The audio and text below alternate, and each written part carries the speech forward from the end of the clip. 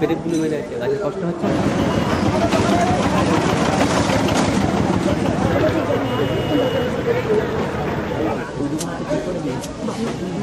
দড়ি দিয়ে ভাই তার দিয়ে আপনি বলে না টিচার মানুষ বললে হয়ে যায়।